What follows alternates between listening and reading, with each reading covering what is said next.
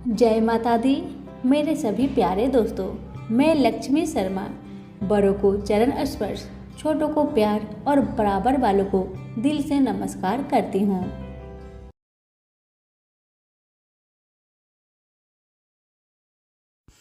ओम नमः भगवते वासुदेवाय नमः। आज एकादशी व्रत पर मैं आप सभी को सुनाने जा रही हूँ गीता जी की उन अध्याय को जिनके श्रवण मात्र से सारे पापों का नाश होता है। गीता जी की इन अध्याय को जितने भी लोग एकादशी की व्रत करते हैं उनके पास जरूर शेयर करें, इससे आपका पुण्य और बढ़ जाएगा।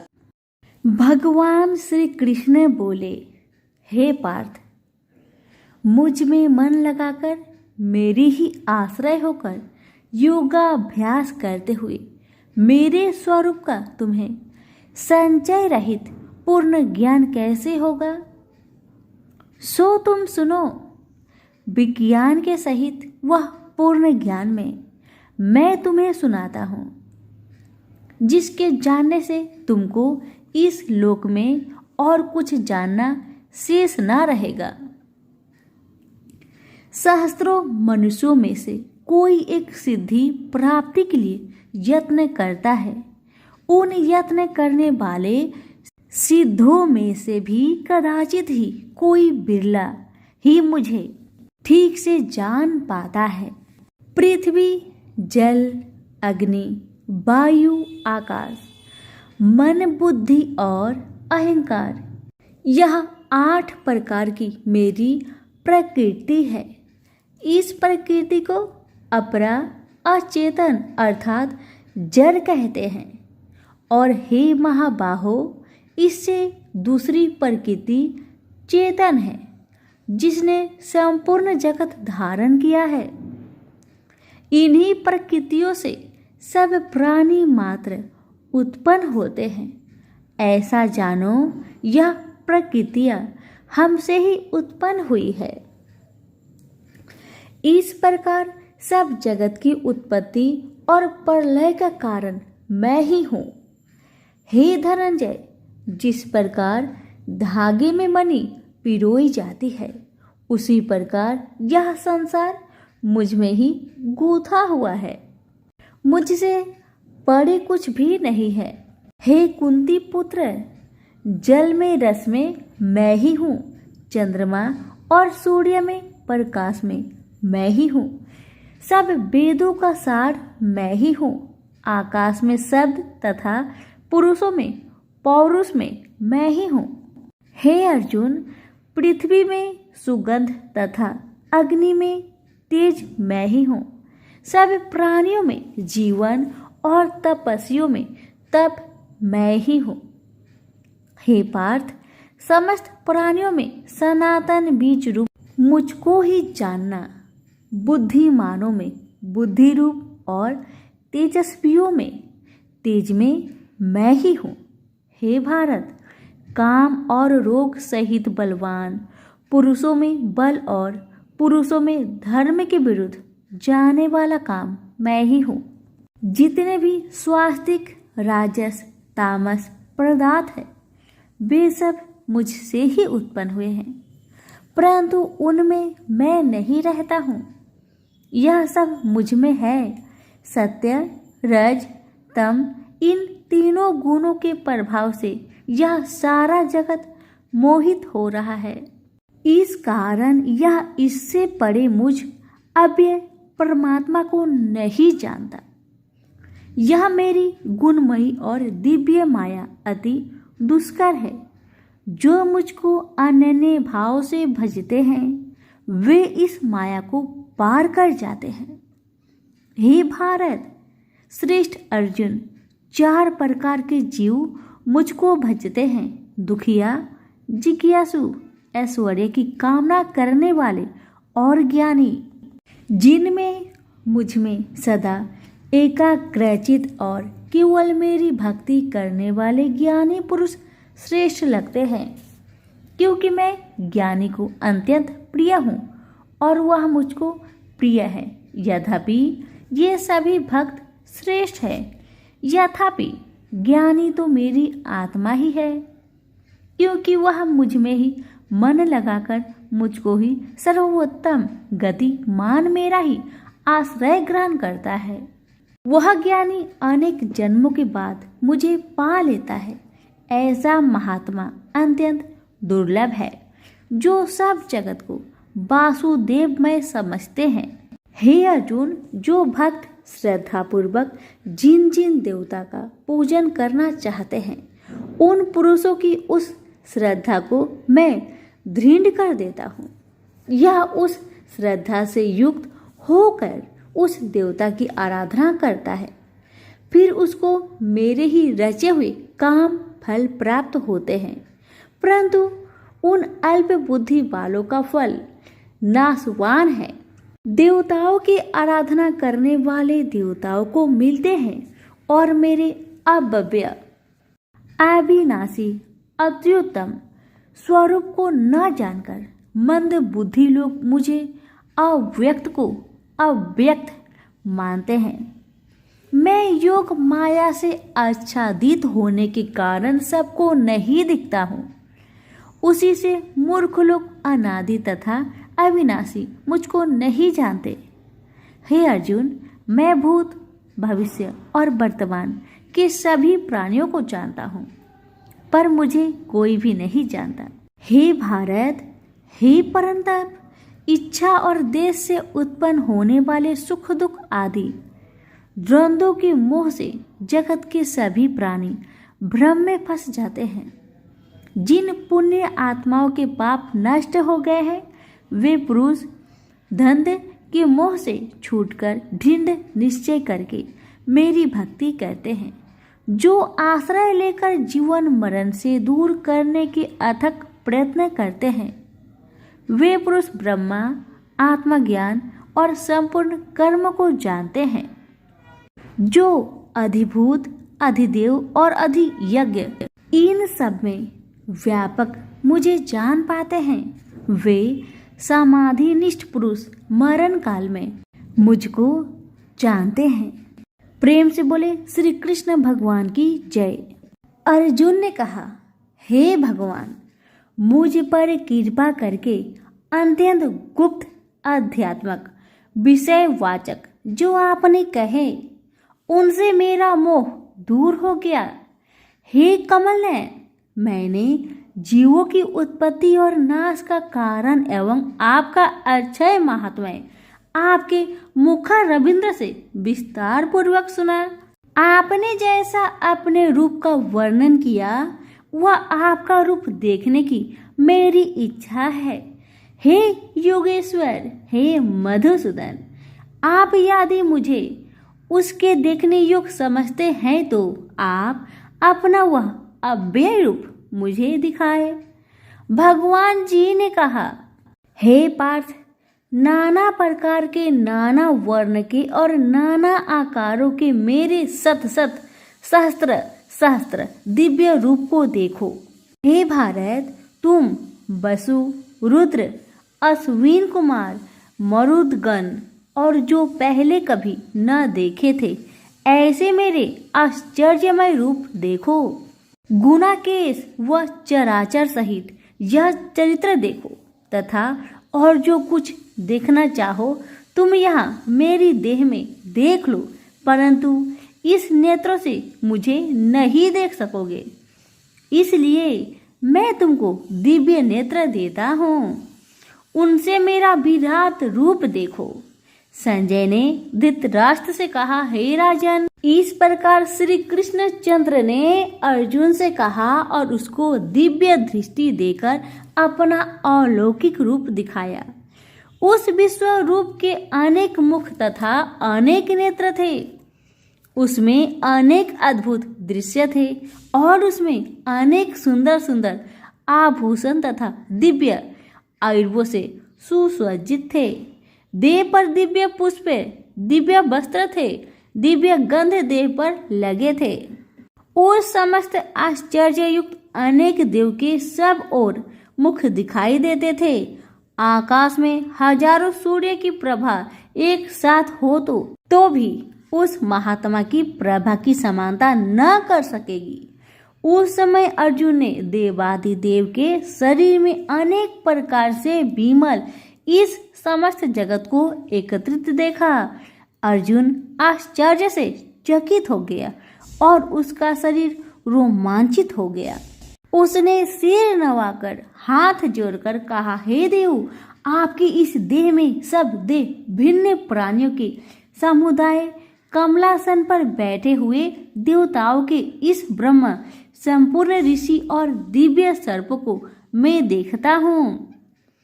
हे विश्वेश्वर, तुम्हारे अनेक भुजा, अनेक उदर, अनेक मुख, अनेक नेत्र है, अतः आपका रूप अनंत है। आपके अंत तथा आदि को मैं नहीं देखता, किंतु समस्त विस्मयी आपका ही रूप देखता हूँ। आपको किरीट युक्त गदा चक्रधारे चारों ओर से दिव्य पयामान तेजो राशि सर्वत्र चमकते हुए अग्नि सूर्य की भांति प्रकाशवान दुर्भिक्ष और अपरंपार देख रहा हूँ। मेरे मन से तुम ही ब्रह्म जानने की वस्तु, विश्व का महान आधार, नित्य सनातन धर्म के रक्षक, पुराण पुरुष हो। मैं आपको आदि मध्य तथा अंत रहित अनंत शक्ति, अनंत भुजा, चंद्र सूर्य है, नेत्र जिसके कांतिमान अग्नि के सदृश मुख वाला, अपने तेज से इस संपूर्ण संसार को तपाते हुए देख रहा हूँ। हे महात्मन, पृथ्वी एक आकाश के मध्य का वह अंत व संपूर्ण दिशाएं आपसे ही व्याप्त हो रही है। आपका यह अद्भुत तथा उग्र रूप से तीनों लोग व्यतीत हो रहे हैं। यह देख कि देवताओं के समूह तुम्हारी शरण आ रहे हैं। इनमें कितने ही भयभीत होकर हाथ जोड़कर तुम्हारी प्रार्थना करते हैं। महर्षियों और सिद्धों का समूह स्वास्तित होकर नाना प्रकार से आपकी प्रशंसा कर रहा है। रुद्र, आदित्य, वसु, साध्य, विश्वदेव, अश्वनी, मारुत, पिता, गंधर्व, यक्ष, असुर, सिद्ध इनके संग विस्मित होकर आपकी ओर तटकती लगाकर देख रहे हैं। हे महाबाहो, अनेक नेत्र, अनेक बाहु, अनेक जांघ, अनेक पैर, अनेक पेट, कराल दंड युक्त आपका यह विशाल रूप देखकर सब अत्यंत भयभीत हो रहे हैं और मैं भी घबरा रहा हूँ। आकाश तक पहुँचते हुए आपके प्रकाश के अनेक वर्षों से फैलाए हुए अग्नि, जलने वाले मुख, विशाल नेत्र युक्त आपको देखकर हे विष्णु, मेरा जी घबरा रहा है। मुझे धैर्य नहीं धरा जाता तथा चित्त स्थिर नहीं होता है। हे देवेश, हे जग निवास, इस भयंकर दाढ़ वाले इस कालगिन के सदृश आपके मुखों को देखकर मुझे दिशाएं नहीं सूझती। मैं शांति नहीं पाता, मुझ पर दया करे। हे प्रभु, धृतराष्ट्र के योधनादिक पुत्र अपने साथ अनेक राजाओं सहित तथा भीष्म, द्रोण, कर्ण हमारी ओर के मुख्य मुख्य योद्धा बड़ी बड़ी दाढ़ों से युक्त आपके विकराल मुख में शीघ्रता से प्रवेश कर रहे हैं तथा उनसे आपके ही लोग आपके दांत में दबकर ऐसे दिखाई देते हैं मानो उनका शरीर चूर्ण हो गया। जैसे नदियों की अनेक धाराएं जब समुद्र की ओर बहती है, वैसे ही ये मनुष्य लोकवीर आपके प्रज्वलित मुखों में प्रवेश कर रहे हैं। जैसे अग्नि में पतंगे गिरते हैं, वैसे ही ये लोग भी अपने नाश के लिए आपके मुख में बड़ी तेजी से प्रवेश कर रहे हैं। हे विष्णु, जलते हुए मुखों के चारों ओर से सब वीरों को निगलकर आप होठों को चाट रहे हैं। आपके तीक्ष्ण प्रभाएं समस्त संसार को तेज से व्याप्त कर रही है। यह भयानक रूपधारी कौन है, यह मुझसे कहे। हे देवेश्वर, आपको नमस्कार है, मुझ पर प्रसन्न होइए।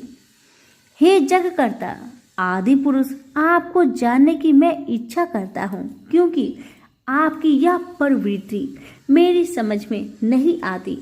श्री भगवान बोले, संसार का नाश करने वाला मैं उग्र काल हूँ, समस्त जनों का संहार करने के लिए आया हूँ। तुम्हारे युद्ध न करने पर भी ये वीर जीवित नहीं रह सकेंगे, अतः तुम उठो, शत्रुओं के संहार यश को लेकर इस समृद्धशाली राज्य का भोग करो। हे सब्यसाची, उसको मैंने पहले ही मार रखा है, तुम केवल निमित्त मात्र हो जाओ। मेरे मारे हुए द्रोण, भीष्म, जयद्रथ, कर्ण और अन्य योद्धाओं को मारो। घबराओ मत, युद्ध करो, तुम युद्ध में शत्रुओं को जीतोगे, संजय ने कहा। इस प्रकार श्री कृष्ण जी के वचन सुन मुकुटधारी अर्जुन हाथ जोड़कर कंपित और भयभीत हुए। साष्टांग प्रणाम कर नम्रता पूर्वक कहने लगा, हे हर्षिकेश, आपके गुणगान करने से संसार प्रसन्न और प्रेम मग्न हो रहा है। राक्षस डरकर दिशाओं की ओर भागते हैं तथा सिद्ध आपको नमस्कार करते हैं। हे महात्मन, हे अनंत देवादिदेव, हे जगनिवास, आप ब्रह्मा से भी श्रेष्ठ हो, आपको देवता क्यों ना नमस्कार करें। व्यक्त भी आप हो, हे अनंत रूप, आप आदि देव हो, पुरातन पुरुष हो, विश्व के परम आधार हो, ज्ञाता तथा श्रेष्ठ हो, श्रेष्ठ स्थान हो, विश्व का विस्तार करने वाले आप हो। आपकी महिमा को न जानकर मैंने आपको अपना मित्र मानकर हे कृष्ण, हे सखे, ऐसा जो तिरस्कार से कहा सो परमोद से तथा स्नेह से ही औचित्य है। अप्रेमय रूप आपसे इन बातों की क्षमा मांगता हूँ जो कि मैंने पड़ी हाथ से विहार, सोते बैठते और भोजन समय अकेले अथवा मित्र के मध्य में आपका अपमान किया है। आप इस स्थान जंगल रूप लोक के पिता, पूज्य और महान गुरु हो। त्रिलोकी में भी आपके समान कोई नहीं है। आपसे अधिक अतुल प्रभाव कहाँ से होगा। इसलिए अस्तुत्य इस आपसे सिर झुकाकर प्रणाम करके यही प्रार्थना करता हूँ कि मुझ पर कृपा करे। हे देव, जैसे पिता पुत्र के, मित्र मित्र के, पति पत्नी के अपराध को क्षमा करता है, वैसे ही आप मेरे अपराध को क्षमा करें।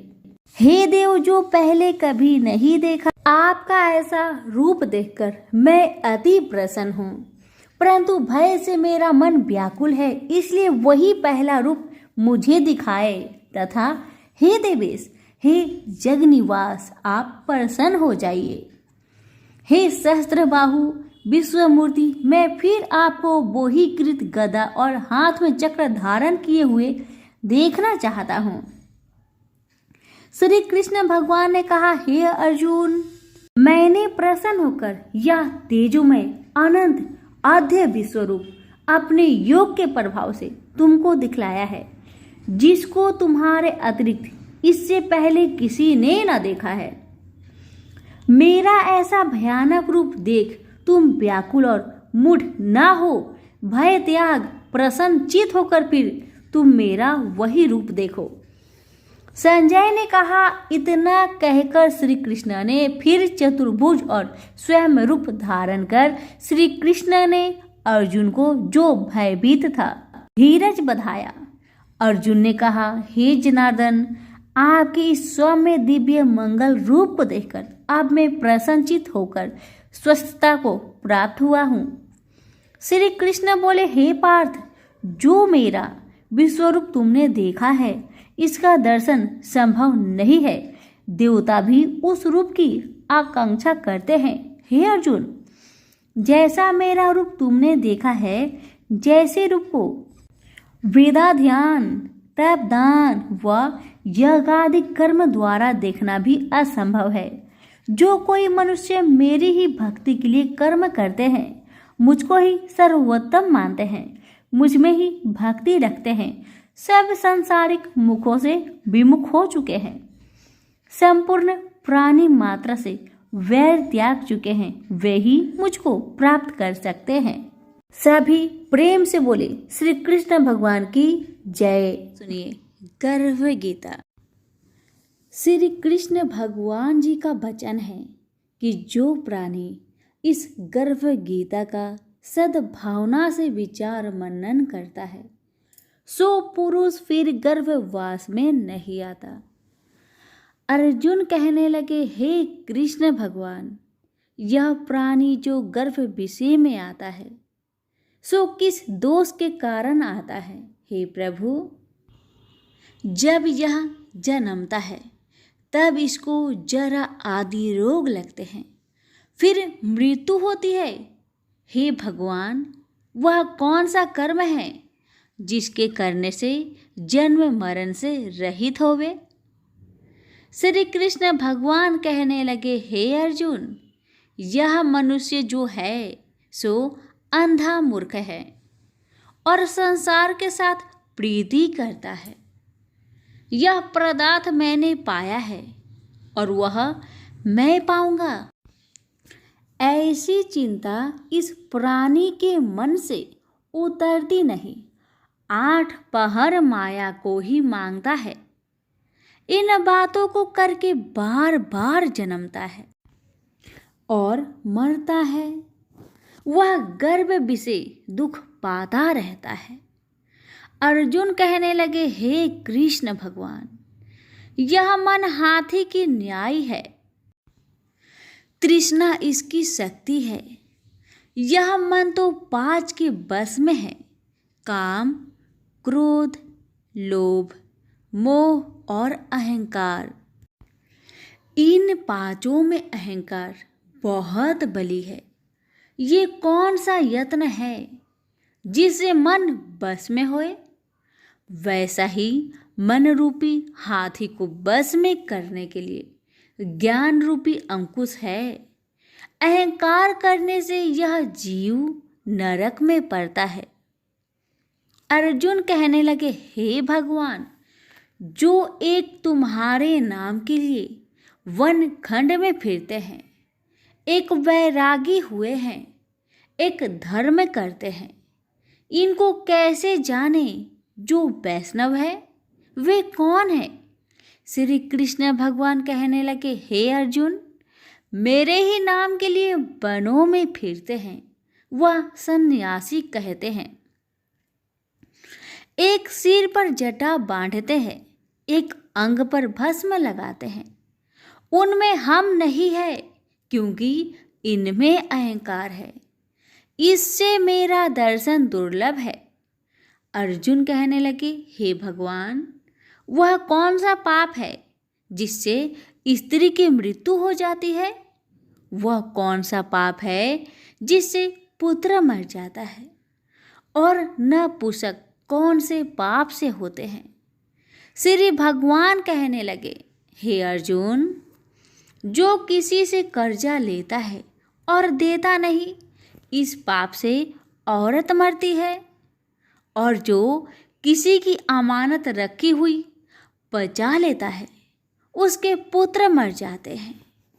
जो किसी का कार्य किसी के गोचर आए पड़े और वह जबानी कहे कि मैं तेरा कार्य सबसे पहले कर दूंगा, और जब समय आए तब उसका कार्य ना करे, इस पाप से नपुंसक हो जाता है। ये बड़े पाप है। अर्जुन कहने लगे, हे भगवान, कौन पाप से मनुष्य सदैव रोगी रहता है? किस पाप से गधे का जन्म पाता है, स्त्री का जन्म पाता है, तथा टट्टू का जन्म क्यों कर पाता है? और बिल्ली का जन्म किस पाप से होता है? श्री भगवान कहने लगे, हे अर्जुन, जो भी मनुष्य कन्यादान करते हैं और इस दान में मूल्य लेते हैं वे दोषी है। वे मनुष्य सदा रोगी रहते हैं। जो विषय विकार के वास्ते मदिरा पान करते हैं वे टट्टू का जन्म पाते हैं, और जो झूठी गवाही भरते हैं वह औरत का जन्म पाता है। जो रसोई बना के पहले आप भोजन कर लेती है और पीछे परमेश्वर को अर्पण करती है, तो वे बिल्ली का जन्म पाती है। और जो मनुष्य अपनी झूठी वस्तु दान करते हैं, औरत का जन्म पाते हैं, वह गुलाम औरतें होती है। अर्जुन कहने लगे, हे भगवान, कई मनुष्यों को आपने स्वर्ण दिया है, सो उन्होंने कौन सा पुण्य किया है? और कई मनुष्यों को आपने हाथी घोड़ा रथ दिए हैं, उन्होंने कौन सा पुण्य किया है? श्री भगवान कहने लगे, हे अर्जुन, जिन्होंने स्वर्ण दान किया है उनको हाथी घोड़े वाहन मिलते हैं। जो परमेश्वर के निमित्त कन्या दान करते हैं सो पुरुष का जन्म पाते हैं। अर्जुन कहने लगे, भगवान, जिन पुरुषों के अंदर विचित्र शरीर है उन्होंने कौन सा पुण्य किया है? किसी दो के घर संपत्ति है, कोई विद्वान है, उन्होंने कौन सा पुण्य किया है? श्री भगवान कहने लगे, हे अर्जुन, जिन्होंने अन्न का दान किया है उनका सुंदर स्वरूप है। जिन्होंने विद्या दान किया है वह विद्यावान होते हैं। जिन्होंने संतों की सेवा की है वह पुत्रवान होते हैं। अर्जुन कहने लगे, हे भगवान, किसी को धन से प्रीति है, कोई को स्त्रियों से प्रीति करते हैं। इसका क्या कारण है, समझाकर कहिए। श्री कृष्ण भगवान कहने लगे, हे अर्जुन, धन और स्त्री सब नाश रूप है, मेरी भक्ति का नाश नहीं है। अर्जुन कहने लगे, भगवान, यह राजपाट किस धर्म के करने से मिलता है? विद्या कौन से धर्म करने से मिलती है? श्री कृष्ण भगवान कहने लगे, हे अर्जुन, जो प्राणी काशी जी में निष्काम भक्ति से तप करते हुए देह त्यागते हैं वह राजा होते हैं, और जो गुरु की सेवा करते हैं सो विद्वान होते हैं। अर्जुन कहने लगे, हे भगवान, किसी को धन अचानक बिना किसी परिश्रम से ही मिलता है, सो उन्होंने कौन सा पुण्य किया है? श्री कृष्ण भगवान कहने लगे, अर्जुन, जिन्होंने गुप्त दान किया है उनको धन अचानक मिलता है। जिसने परमेश्वर निमित्त पराया कार्य संवारा है वह मनुष्य रोग से रहित होते हैं। अर्जुन कहने लगे, हे भगवान, कौन से पाप से अमली होते हैं और कौन पाप से गूंगे होते हैं और कौन पाप से कुष्ठी होती है? श्री कृष्ण भगवान कहने लगे, हे अर्जुन, जो आदमी नीच कुल की स्त्री से गमन करते हैं सो अमली होते हैं। जो गुरु से विद्या पढ़कर मुकर जाते हैं सो गूंगे होते हैं। जिन्होंने गो घात किया है वे कुष्ठी होते हैं। अर्जुन कहने लगे, हे भगवान, जिस किसी पुरुष की देह में रक्त का विकार होता है वह किस पाप से होता है? और कोई दरिद्र होते हैं, किसी को खरक वायु होती है, और कोई अंधे होते हैं, तो कोई पंगुल होते हैं, सो कौन से पाप से रहित होते हैं? और कई स्त्रियां बाल विधवा होती है, तो यह किस पाप से होती है? श्री कृष्ण भगवान कहने लगे, हे अर्जुन, जो सदा क्रोधवान रहते हैं उन्हें रक्त विकार होता है। जो मलिन रहते हैं वह सदा दरिद्र होते हैं। जो कुकर्मी ब्राह्मण को दान देते हैं उनके खरक वायु होते हैं। जो पराई स्त्री को निर्वस्त्र देखते हैं, गुरु की पत्नी को दृष्टि करते हैं, सो अंधे होते हैं। जिसने गुरु और ब्राह्मण को लात मारी है सो लंगड़ा व पंगुला होता है। जो औरत अपने पति को छोड़कर पराये पुरुषों से संग करती है सो वह बाल विधवा होती है। अर्जुन कहने लगे, हे भगवान, आप पर ब्रह्मा हो, आपको नमस्कार है। आगे मैं आपको संबंधी जानता था, परंतु अब मैं ईश्वर रूप जानता हूँ। हे पर ब्रह्मा, गुरु दीक्षा कैसी होती है, सो कृपा करके मुझको कहिए। श्री कृष्ण भगवान बोले, हे अर्जुन, तुम धन्य हो, तुम्हारे माता पिता भी धन्य हैं जिनके तुम ऐसे पुत्र हो। हे अर्जुन, सारे संसार का गुरु जगन्नाथ, विद्या का गुरु काशी, चारों वर्णों का गुरु सन्यासी है। सन्यासी उसको कहते हैं जिन्हें सबका त्याग करके मेरे प्रति मन लगाया है, सो ब्राह्मण जगत गुरु है। हे अर्जुन, यह बात ध्यान देकर सुनने की है। गुरु कैसा करे? जिसने सब इंद्रियां जीती हो, जिसको सब संसार ईश्वरमय नजर आता हो और सब जगत से उदास हो। ऐसा गुरु करे जो परमेश्वर को जानने वाला हो और उस गुरु की पूजा सब तरह से करे। हे अर्जुन, जो गुरु काम भक्त होता है और जो प्राणी गुरु की पूजा सब तरह से करे। हे अर्जुन, जो गुरु का भक्त होता है और जो प्राणी गुरु के सम्मुख होकर भजन करते हैं, उसका भजन करना सफल है। जो गुरु से विमुख है, उनको 7 ग्राम मारे का पाप है। गुरु से विमुख प्राणी दर्शन करने योग्य नहीं होते। जो गृहस्थी संसार में गुरु के बिना है, चांडाल के समान है। जिस तरह मदिरा का भंडार हो, उसमें जो गंगा जल है सो अपवित्र है, इसी तरह गुरु से विमुख का भजन सदा अपवित्र होता है।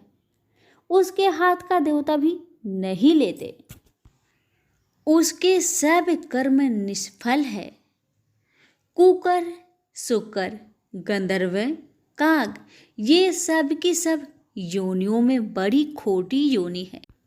इन सब से यह मनुष्य खोटा है। जो गुरु नहीं करता, गुरु बिना गति नहीं होती, यह अवश्य नरक को जाएगा। गुरु दीक्षा बिना प्राणी के सब कर्म निष्फल होते हैं। हे अर्जुन, जैसे चारों वर्णों को मेरी भक्ति करना योग है, तैसे गुरुधार के गुरु भक्ति करना योग है। जैसे गंगा नदियों में उत्तम है, सब व्रतों में एकादशी का व्रत श्रेष्ठ है, वैसे ही अर्जुन, शुभ कर्मों में गुरु सेवा उत्तम है। गुरु दीक्षा बिना प्राणी पशु योनि पाता है। जो धर्म भी करता है सो पशु योनि में फल भोगता है, 84 योनियों में भ्रमता रहता है। अर्जुन कहने लगे, हे श्री कृष्ण भगवान, गुरु दीक्षा क्या वस्तु है? कृष्ण भगवान कहने लगे, हे अर्जुन, धन्य जन्म है तेरा जिसने यह प्रश्न किया है, तू धन्य है। गुरु दीक्षा के 2 अक्षर है, हरिओम। इन अक्षरों को गुरु कहता है। यह चारों वर्णों को अपनाना श्रेष्ठ है। हे अर्जुन, जो गुरु की सेवा करता है उस पर मेरी प्रसन्नता है। वह 84 से छूट जाएगा, जन्म मरण से रहित हो, नरक नहीं भोगता। गुरु की सेवा करता है, उसको कई अश्वमेघ यज्ञ के पुण्य का फल मिलता है। गुरु की सेवा मेरी सेवा है। हे अर्जुन, हमारे तुम्हारे संवाद को जो पढ़े सो गर्भ के दुख से बचेंगे, 84 कट जाएगी। इसी से इस पाठ का नाम गर्भ गीता है। श्री कृष्ण भगवान जी के मुख से अर्जुन ने श्रवण की है। गुरु दीक्षा लेना उत्तम कर्म है। उसका फल है कि नरक से वह 84 जीव से बचा रहता है। भगवान बहुत प्रसन्न होते हैं। सभी प्रेम से बोलिए, श्री कृष्ण भगवान की जय। अगर आपको हमारी सुनाई हुई कथा कहानी अच्छी लग रही है तो लाइक शेयर अवश्य करें। धन्यवाद।